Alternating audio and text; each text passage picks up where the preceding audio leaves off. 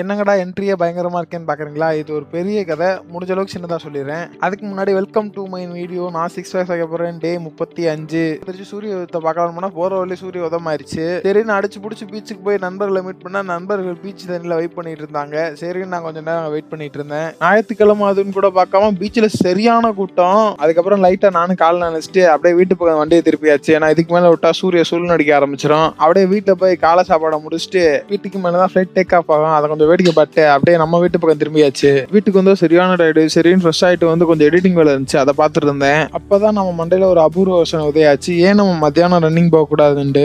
எவனாச்சும் மத்தியானம் போவானா நீங்க கேட்பீங்க. நான் போவேன். ஏன் போவேன்னா சாயந்தரம் சிஎஸ்கே ஈவெண்ட் ஒன்னுக்கு டிக்கெட் கிடைச்சிருக்கு ஓசியில். அதனால அங்க போறேன். ரன்னிங் ஸ்ட்ரீக்கை மெயின்டைன் பண்றதுக்காண்டி கஷ்டப்படுறேன் நண்பர்களே. அப்படியே அவசரமா வந்து குளிச்சு ரெடி ஆகி போக வேண்டிய இடத்துக்கு கிளம்பியாச்சு. என்ன ப்ரோ ஸ்டேடியம் மாதிரி தெரியலன்னு கேட்டா இது ஸ்டேடியமே இல்ல. அக்கா வீட்டுல போய் மதியம் உணவு முடிச்சுட்டு அப்படியே ஸ்டேடியத்துக்கு கிளம்பியாச்சு. நான் ஸ்டேடியம் பக்கம் 1000 தடவை போயிருக்கேன். ஆனால் ஸ்டேடியத்துக்குள்ள ஒரு தடவை கூட போனதில்லை. அந்த பக்கம் போனால் சரியான வைப்பு, சரியான கூட்டம். By the way new character introduction தான். சங்கரி நம்ம தங்கச்சி அவங்களோட செல்வாக்கை பயன்படுத்தி தான் டிக்கெட்டை வாங்கினது. எப்படியோ அடிச்சு பிடிச்சி ஸ்டேடியத்துக்குள்ள வந்து பார்த்தா சரியான ஸ்டேடியம். அதுக்குள்ள சரியான கூட்டம். என்ட்ரி ஆகிறப்ப கத்திக்கிட்டு தான் இருந்தாங்க. சரியான வைப்பு. அதுக்கப்புறம் ஏதோ ஈவெண்ட் போல சிஎஸ்கே ஓஜி சிஎஸ்கே நியூ பிளேயர்னு அது ஒரு மாதிரி வைப்பா தான் இருந்துச்சு. ஆனா அங்க இருந்து பாக்குறப்ப எல்லாம் மிக்கும் எறும்பு சைஸ்ல தான் தெரிஞ்சாங்க. அதுக்கப்புறம் எல்லாரும் எதுக்கு எடுத்தாலும் கத்திக்கிட்டே இருந்தாங்க. ஏன் கத்துறாங்க எதுக்கு கத்துறாங்கன்னு தெரியல. ஸோ நாங்களும் சேர்ந்து கத்த ஆரம்பிச்சிட்டோம்.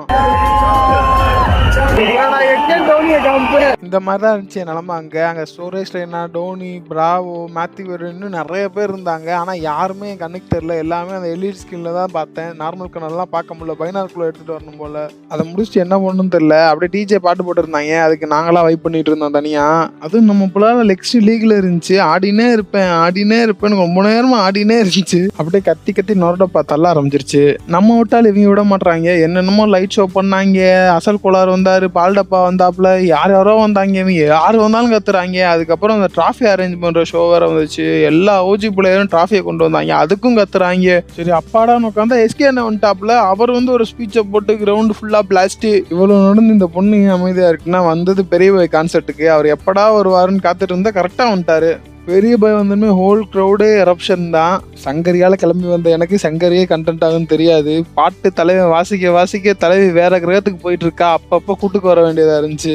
லிட்டரலாக ஒரு மினி கான்செப்டில் போன மாதிரி இருந்துச்சு. சரியான வைப்பு. ரொம்ப நேரம் அவர் பேசாமல் பாட்டு போட்டுக்கிட்டே இருக்காப்புல, வச்சு இறக்கிட்டே இருக்காப்புல, ஜாலியாக வைப் பண்ணிக்கிட்டே ஒரு வழியாக வச்சு முடிச்சாச்சு. எண்டிங்ல வான வேடிக்கையோட பிளாஸ்ட் பண்ணிட்டாங்க. சரியான வைப்பு. எனக்கே தெரியும் இந்த வீடியோ கொஞ்சம் பெருசு தானே, ஆனாலும் என்னை மன்னிச்சுக்கோங்க. இந்த நாள் அருமை.